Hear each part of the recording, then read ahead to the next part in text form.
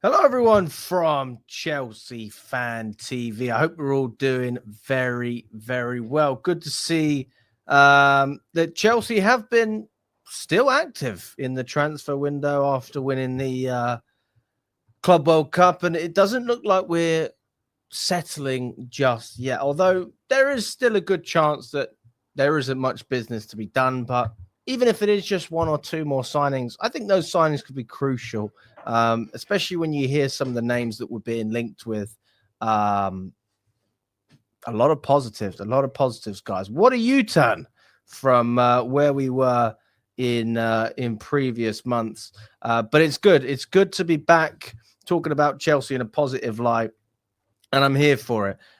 So let's get into it without further ado. Now, UEFA has warned Chelsea and Aston Villa on inflated player swap deals. Now, for those of you who don't know what this means and why is it Chelsea and Aston Villa that have been brought up in this conversation, the Times has reported that this is the case, and it's because some rivals have viewed such deals as a way of artificially increasing an income to help with PSR.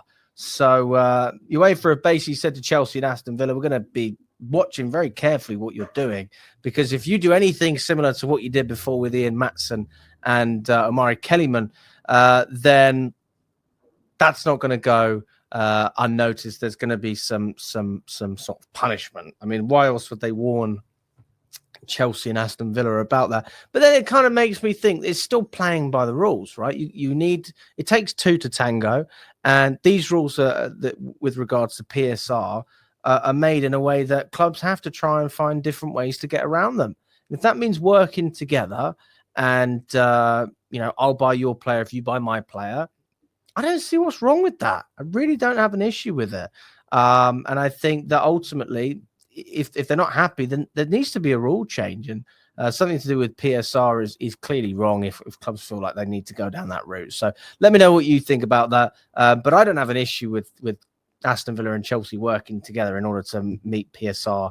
I really don't think it's a problem, but obviously UEFA do. Chelsea have informed Manchester United on conditions of a deal for Nicholas Jackson. Man United are still discussing their striker target internally, and sales will be important. Chelsea are not desperate to sell the striker. That's according to Fabrizio Romano. And again, Nicholas Jackson, a player, like, we're not desperate to sell him. For me personally, the way I view that particular deal is, if Noni Madueke is going for 52 million, if you include all the add-ons, then I would value Jackson higher than Noni Madueke. I think Jackson's a better player, or at least he's been a better player for Chelsea. Okay, whether you believe he's better or not than Madueke, it's up to you to decide.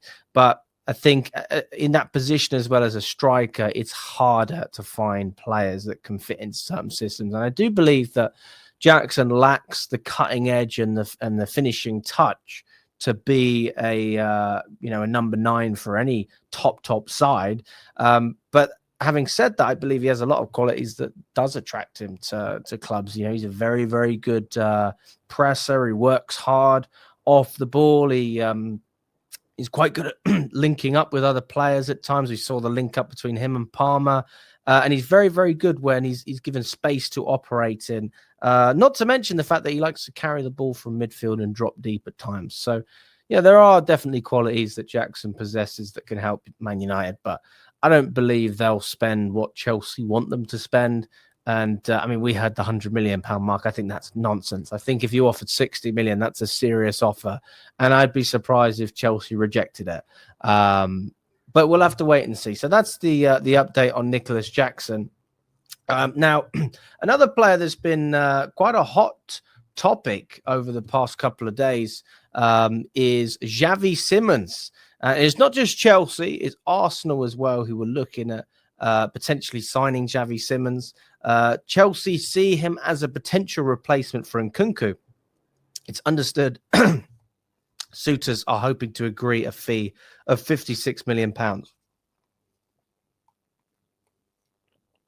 Now that's according to Ben Jacobs and Alex Crook. If I'm not wrong, that would have been TalkSport potentially, but I'm not entirely sure. I know Alex Crook, and I know they both work with TalkSport. Now, when I initially looked at this deal, before I knew the details, I thought, what the hell is going on here? 56 million for Xavi Simons. This is crazy. There's no way this deal makes any sense whatsoever. But when you actually look into this deal, what you can see is he only has a year left on his contract. So, you know, when I was trying to find something bad, like why are they trying to get rid of this guy? Why are Leipzig open to selling Xavi Simons? It's not because he's a bad player, or because he's got an attitude problem, or his wages are too high.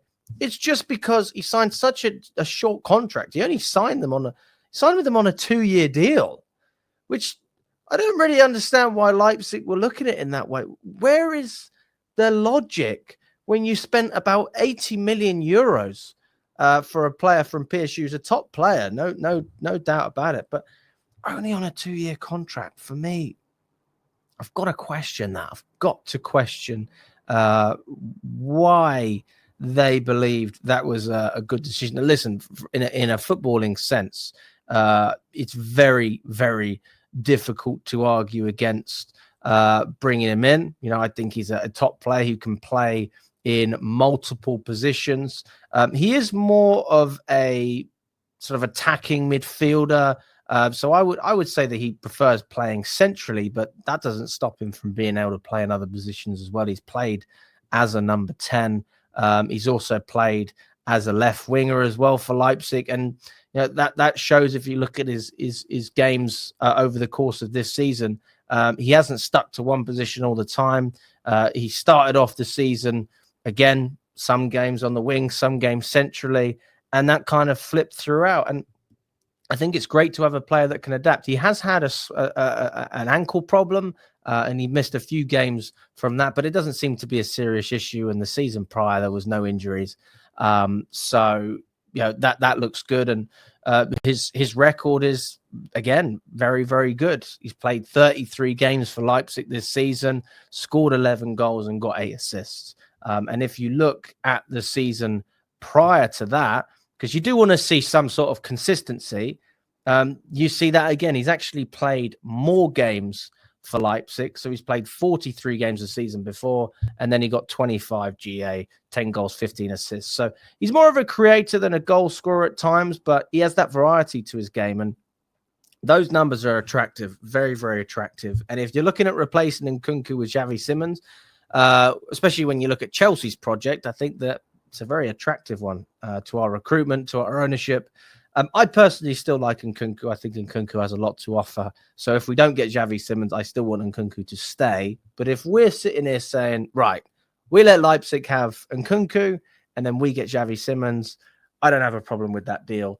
And then I guess it just comes down to the wages, because his value, I mean, that is an absolute steal at 56 million. And I think that's before add-ons. But listen, if we can get a top player for that money, bearing in mind what we've spent on some players, look, just think of the history of players that we've signed under Clear Lake Capital and how much we've spent on them, and then how much you can get this deal for. I think it's a no-brainer, to be honest with you.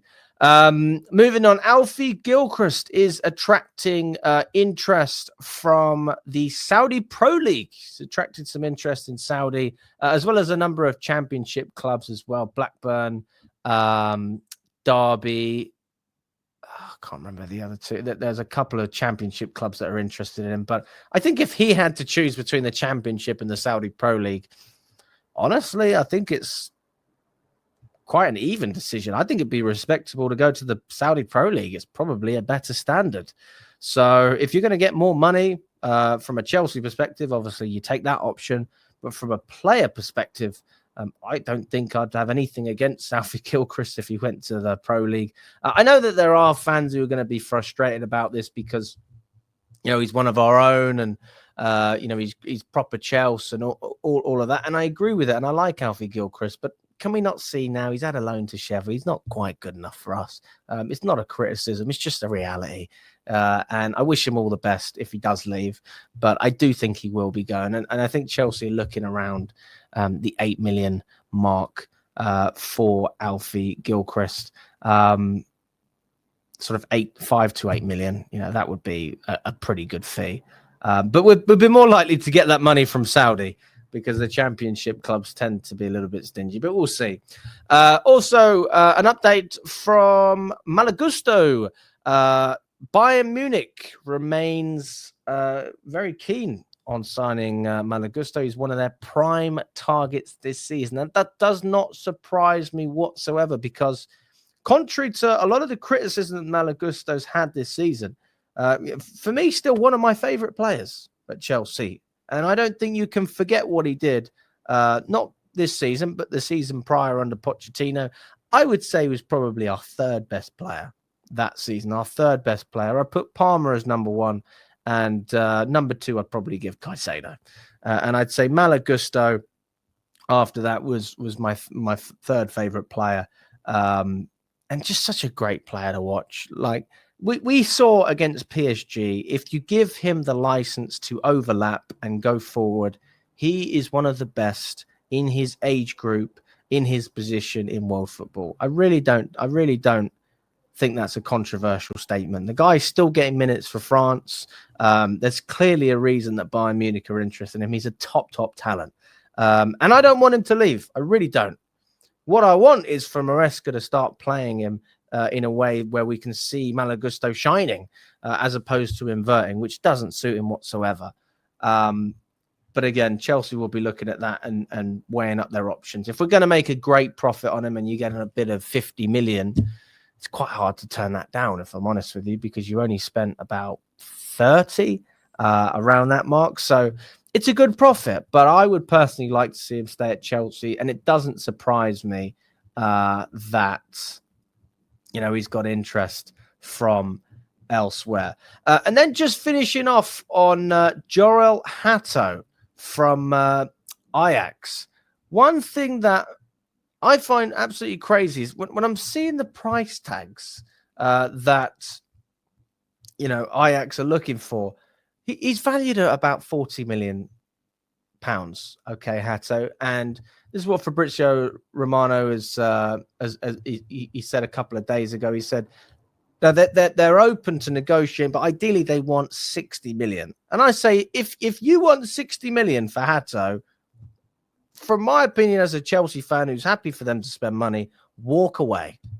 Walk away from the deal. Because there's one thing paying an extra 5-10 million, but when you're adding 20 million on a player who's unproven at this level, who's only 19 years old, very good for a 19-year-old. Can play as a left back, can play as a centre back. He's captained Ajax, got a lot of good qualities. But at some point, you just have to say, there's going to be someone else out there. And maybe, fingers crossed this isn't the case, but maybe this is one of those situations where Chelsea will suck it up and hope that Cucurella doesn't have a serious injury and revisit this in January. I don't know. I really don't know. In an ideal world, we get this Hatu deal done. But then if we don't get the deal done, who is the next best profile to come in and cover for the left centre-back side and the left-back position as well? Badiashile is in a position where he has done it, but we know he's not his left-back. But he could probably cover Cucurella. There's no arguments there. But it just leaves Cucurella totally isolated. And if he needs a rest, he's not going to get it unless you play a player like Reece James or Malagusto out of position. So that's going to be really, really important to see what we can do there. Veiga is another player again that could potentially fill in that slot, but we've seen what's happened in January. He doesn't want to stay at Chelsea, and Chelsea, to be quite frank, Chelsea aren't interested in having him either. And I say fair enough. If the guy doesn't want to be part of the club, then no problem. You're not going to force him to stay, are you? Veiga is a player that I think, to be quite frank, it's disappointing the way that's ended out. I think he could have been a good player for us. But a bit like João Felix, you've got to have patience. You've got to have patience. You're not going to get into the squad straight away.